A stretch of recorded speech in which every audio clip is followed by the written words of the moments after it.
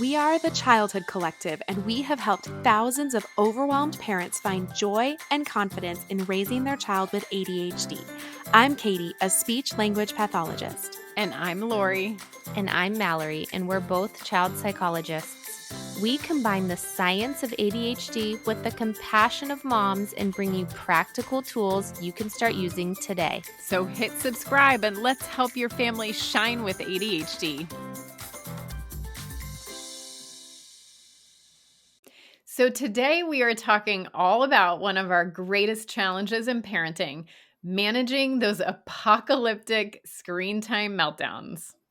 We've all been there. You give the 5-minute warning, but no matter how many times you say it, they look at you in surprise when it's finally time to turn off the iPad or stop playing their video game, right?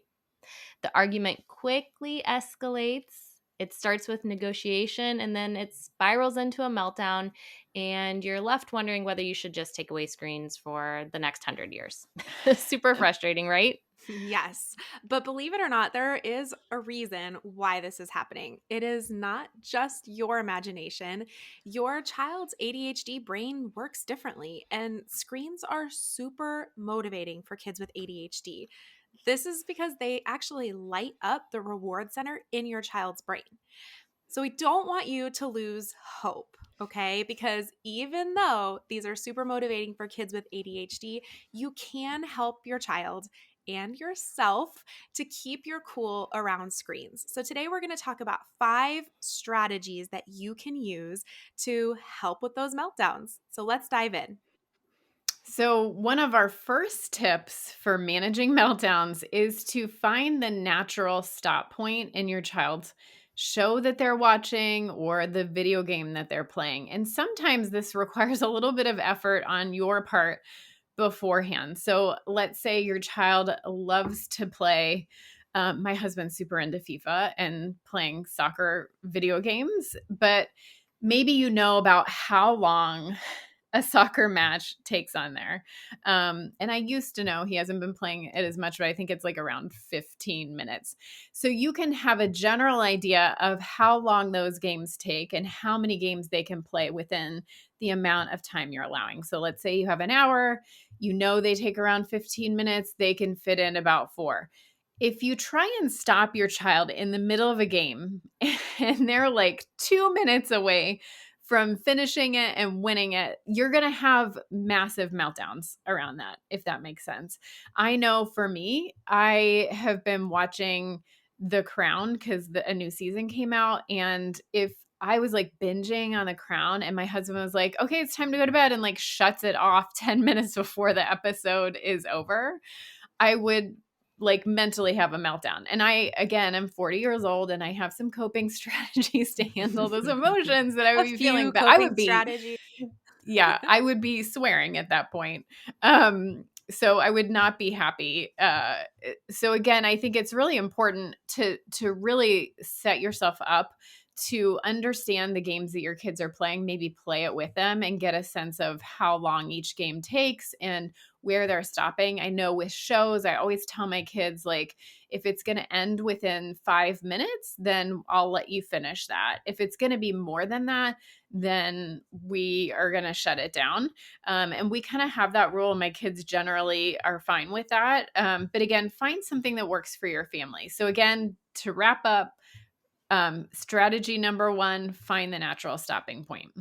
Yeah. And once you've found that stopping point, I think that you need to be mindful about what comes next. And that's our second point, is consider what's coming after the screens are being turned off. If you're telling your child that it's time to turn off the screen, stop playing the video game so they can do their homework or so they can help you clean their bedroom, you're probably going to get a huge reaction out of that. They're transitioning from something that's super rewarding and exciting and fun to something that's hard, challenging, brings out all the big emotions, and it's going to bring out all the big emotions when you do that. And it makes sense. As adults too, we don't want to turn off our show so that we can go do something boring, finish the dishes. You don't have to plan like some kind of big celebration every time your child gets off screens, but just be mindful about what's coming next, and maybe have some kind of fun transition task that leads them into maybe something that's not so exciting that has to happen.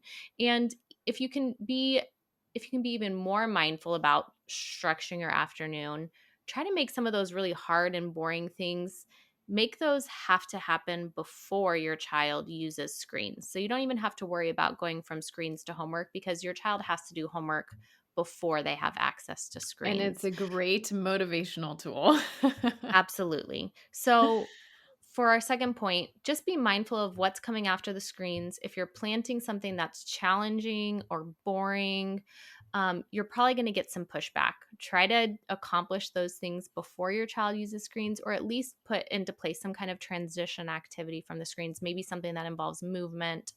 Um, that'll help your child transition away from the screen a little smoother. I love that. For my kids, movement is a really important piece of it. If I can get them up and moving, whether it's like I'm going to turn on a really fun song and we're going to dance just for a few minutes, that can really help kind of break up the trauma of me being the worst mom to turn off this television. We're not really Yeah. big into video games yet. So for us, it's mostly TV.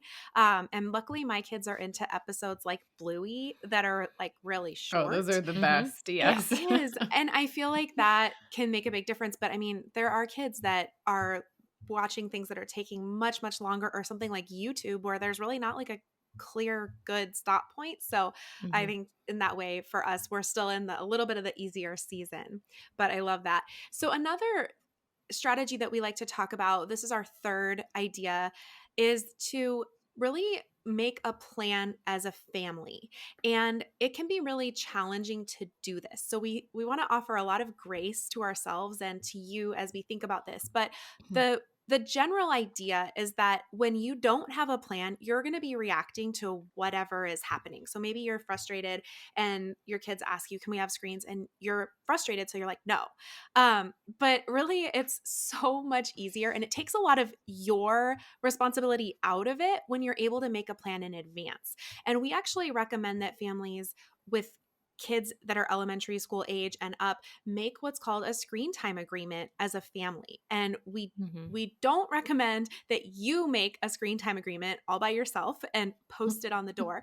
We recommend that as a family, you guys are laughing Mm-hmm. because you totally know in my like frustration, I am going to want to go like write my own agreement, stick it to the television. But that's not highly recommended. The goal here is to work as a family to figure out what works for you Mm-hmm. and sort of setting those expectations. So, some of the things that Mhm. might be in a screen time agreement, we actually have an example one in our online course, Creating Calm. So, if you're totally overwhelmed at this idea, we have that as an offering to you in our course. But one of the things you could think about is one, what needs to be done before screens happen? And this is kind of going back to the previous point. When you time screens in a better, more strategic way, it makes things easier. So we actually use screens as a reward in our house in the morning. And this was kind of after a lot of frustration in the morning and me prompting my kids a billion times. And we decided that once my kids are ready for school, they can have like 5 or 10 minutes of TV before we leave for school. And it's really an incentive for them because the sooner they finish their before school list, then the longer they have. And it took a long Yep. time for them to make that connection, but they've Mm-hmm. now connected it. And so it's really helpful. But that's really important because if my kids woke up and turned on the screen, it would be almost impossible for me to get them dressed and or get them to get their own selves dressed and get breakfast and all these things. So Yep. we are strategic. We set the screen as the thing at the end. And that might mean after school, your kids are doing homework first. They might have some chores that they need to help out with around the house. You might have, kind of I don't know, a requirement, but you might say, we need to spend some time outdoors. And those are all your prerogative as a family to decide. But then setting up the expectation of when do we get screens and also setting some limits around what that looks like in terms of the time. So if you, again, this is so personal, but if you feel like an hour a day of screens or 2 hours a day, then you can set that limit as a family and decide what really works for you.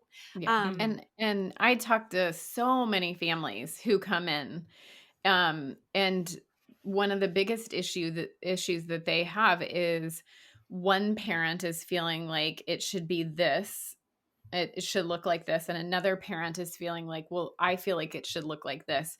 And there's clearly like no one's on the same page in the family about that. And it's just sort of happening Mm-hmm. and they're reacting in the moment. And it just causes so much friction as opposed to really sitting down as a family and thinking about that and really holding to that as a team, as opposed to like each person sort of living on their own island with it. Mm. Absolutely. And I also want to say that this is a really challenging thing for families. Yes. Like screens are hard. So as I sit Mhm. here and I sound like I'm oblivious to that fact, like make a screen time Right. agreement, everyone signs their name and you're like, okay, but have you seen my house? And I'm like, yes, I mean, I'm in my own Yep. house with my own kids who absolutely love screens and my husband who also loves screens and myself, I'm really not a screen person because I just like to be like moving all the time. But I definitely am addicted to my phone and I work on Instagram, which doesn't help. So I think that we're coming at this from a perspective of like, yes, a screen time agreement can be really helpful, but there's probably going to be a lot of other pieces that you need support with around like emotional regulation. There's big feelings around screens, some behavioral supports, and those are all things that we actually have some strategies for you in our free parenting guide. So we would love for you to download that guide. It is 6 keys to raising a happy and independent child with ADHD. But in that guide, we do talk more about some of the logistics behind helping kids with big emotions and helping with behaviors because we don't just say, yes, make a screen time agreement and know that it's all going to be good from there on. But point number 3 is to prepare your kids and your family in advance. And if you can, setting up a screen time plan that can really help set the expectation. Great. Yes, that is so, so helpful. And going on to point number 4, it's really the simplest, which is be consistent. I love how you say it's the And simplest It's and the it's also the simplest, but the hardest. hardest. no, I'm just joking. It truly it sounds so simple to be consistent, and it is absolutely the hardest. And Mhm. I'm going to be really honest that in our family, my husband is so good about being consistent. And I'm the one that like the kids cry and my mama heart melts and then I give in. So consistency is something that I really struggle with myself. So again, but I also know that consistency with screens really, really helps manage those meltdowns. Because again, if you have a screen time agreement and one day you're kind of like, oh, okay, we're just going to do 3 hours and they ask and I'm going to let them, or they cry or they, complain or things like that and negotiate and we give in and we continually do that. What have we taught our kids? That Mhm. to get more of that thing, I just need to do a little bit more complaining or crying or those types of things. So it can be Mhm. a challenge long term if we're doing that on a regular basis. But I Mhm. do want to say we are not aiming for perfection. Mhm. Every single one of us, Mallory, Katie, me, we give in to those at times because our frustration is high and we're having a hard day, and that's going to happen. Like, do not Mhm. be hard on yourself about that. Like, it is very hard to be consistent. And It really is. I think a distinction to make here too is there's a difference between bending the rules proactively and reactively. So what I mean by that is bending the rules reactively would be your child's 1 hour is up, but they're begging you for more and more and more. They're starting to melt down, so you say, "Fine, fine. Just be quiet. 15 more minutes, whatever. Then we'll do bedtime." That's reactively where you're kind of already in the moment, your child's begging for it and you just kind of want the meltdown to stop, so you give in. More Yep. proactively is like, I've reached my limit today Yep. and my kids are about to be on screens. And I think that it's going to help me if my kids are on screens for an extra hour today. So before my kids even get on screens, I'm going to say, guys, today, I know that our screen time agreement is usually 1 hour, but today we're going to do 2 hours. And so you're not consistent in a way that you're not necessarily following that screen time plan, but you're kind of just proactively letting them know that plans have changed rather than as a reaction to a behavior or a challenge. But of course, there's going to be times too where it's reactive. And again, we're all humans, we're not Yep. aiming for perfection. But Yep. if there's a day where you're just running a little thin, it's totally okay to bend those rules. Let them know ahead of time that you're Yep. doing that. And our kids know, like, we go on vacation and the screen time rules don't apply in the car. It's Yeah. not the Yeah. same thing. Yeah. But part of it is when you've been on vacation or, it's over the holidays or, something in your life COVID happens and you're working from home and something in your life happens, knowing that eventually you're going to get back to that, Yeah. and getting back to that consistency, and that's just the way that it is, and that's totally fine. So again, tip number 4, be consistent, but don't aim for perfection, and be kind to yourself. Absolutely. And for our fifth and final tip, Katie already alluded to this a little bit. But when it comes to handling technology in your home, have your child help you set the rules, set the boundaries. They need to be a part of making a screen time plan if you're making a screen time agreement. um, it's so important to get your child's buy-in and get their input and their thoughts. They're going to be much, much more likely to follow the plan if they've been a part of its development in terms of when should screens happen, how much screens, what days of the week, all days of the week, what shows and games are options on certain days, things like that. Um, our kids want to be involved and they want to have their voices heard. And when we give them the opportunity to do that, it just makes things smoother for everyone because we have their buy in. They've been a part of making that plan. And I feel like time and time again, we hear from families when they've involved their child in the process, their reaction is they had such great insight, or they really had they had good instincts in terms of how to regulate screens. Like when I said, how many hours of screens do you think you should get on a Tuesday? They said 1 hour. I thought they were going to come in with, Yep. 15 hours, but they said 1 hour. And so we ran with it. So I think that our kids surprise us when we give them the opportunity to give their input and show some independence in that way. That they actually do have a good sense of like what's healthy for them in many cases. So Yep. we have to give them the opportunity to do that. I remember working with a family in therapy many years ago with a teen with ADHD, and they were so hesitant to do that because they're like, no, he's going to go like ask for like ridiculous things. And, he's on his phone all the time. And Mm-hmm. it just wasn't the case. Mm-hmm. Again, like I think when we emphasize like our needs and then they're communicating theirs and we're coming together as a team, it really does make a difference. And they're a Mm-hmm. little bit more flexible when they feel like they're heard. Mm-hmm. Our kids, all of us want to feel heard and feel understood, and we give them that opportunity. They can show amazing maturity sometimes. And I think the Absolutely. longer, when we look at more of a long game, right? Because we're often stuck in the day to day and we're like, what does it look like today or this week? How much screen time we have? But when we look out, a little longer term, we really do want our kids to develop their own skill set to monitor these things, right? Because they Yep. are eventually going to have their own phone that's in their pocket. And even if it's not until high school, they're going to eventually have a phone that they probably bring with them to school. And so it's like they have to learn to manage it themselves. And I think that that's always the line that we walk, both professionally and also as parents ourselves, is like, I really want to support you and I want to make sure I'm giving you the right amount of support, the right amount of feedback so that you can also be taking more ownership. And this is just a really natural way for kids to start to take that ownership and think about it. I know that with screens in particular in our house, I have one child again who follows the rules like to the minute, and one that is like, nope, we can just sneak it, or maybe if you take your iPad in this room. And I think that yeah, and it's not who you would think, okay? Like, let me just say, but I think that it's like it is really amazing as I hear them negotiate that, right? Like, no, mom said da da da. And I love to hear that. And I love to hear them kind of like problem solving that, like, oh, well, maybe we could ask her.